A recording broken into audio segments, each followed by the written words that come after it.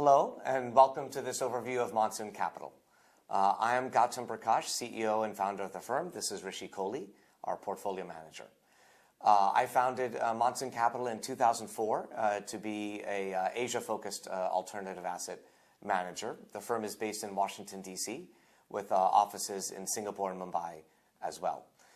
Initially, when I formed Monsoon, we formed it to focus on India and using a fundamental long-only private equity style strategy.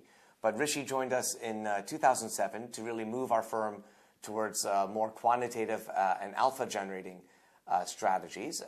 And he spent several years building out a team, undergoing the research and development process that then led to us launching a India systematic trading fund in 2009, and then an Asia CTA or managed futures fund a year later in 2010.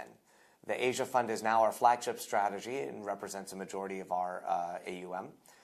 The focus here is to take a long volatility approach, like a long straddle, and trade equity indices across the Asian region, making money from trended price behavior as well as from high volatility. Asia typically demonstrates both price trends and volatility for a couple of reasons. First, these markets in Asia are retail driven, and retail investors tend to invest with a kind of herd mentality, so they tend to buy and sell together, which creates price trends. And secondly, Asian markets are more sensitive than other markets globally to fund flow, the flow of funds, meaning risk on, risk off behavior of global investors. So that both of those factors cause price trends and volatility to be generally higher in Asia. We are one of the few systematic strategies in that region. Most Asia funds, as you may know, focus on long only or fundamental long short strategies with a long bias. We are a strategy that has no directional bias. So let me ask Rishi to walk you through some more details. Thanks, Gautam. I'm Rishi Kohli, portfolio manager of quantitative strategies at Monsoon Capital. We have a team of senior quant analysts focusing on model development, backtesting, and seeking overall improvements in portfolio construction. We also have a senior trader in Singapore overseeing the overall systematic trade implementation and execution. Coming to the investment objectives, we want to achieve absolute returns in normal and stressed market conditions. We want to also have non-correlated returns to other equity indices and other hedge fund strategies. And finally, and very importantly, we also focus on the MAR ratio, which is annualized return by maximum drawdown. And we believe that achieving these three objectives would offer compelling portfolio diversification to investors and also lead to strong compounding of returns over time. On the investment philosophy side, we believe very heavily on diversification at a couple of different levels. So we have diversification across three categories of models: momentum, pattern recognition, and mean reversion.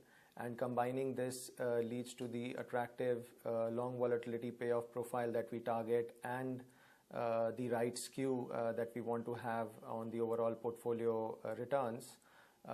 And we monitor this by looking at not only the overall correlation of returns across these different models, but also correlation of losses or downside correlations, because that we believe is more important and a better signal of true diversification. Then we also have time diversification, where we have these different models while averaging an average hold of 8 days, but going out from 3-day average hold to around a month's average hold.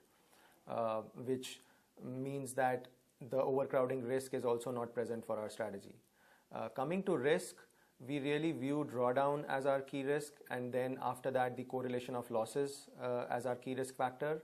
So these two become our key risk factors rather than volatility, and therefore these two metrics are the ones we have used at a couple of different levels. One was to maximize the MAR ratio as an objective, which I mentioned earlier. The other is that we have an allocation methodology which actually takes these drawdowns and correlation of losses as input and then gives the allocations of the different models as the output.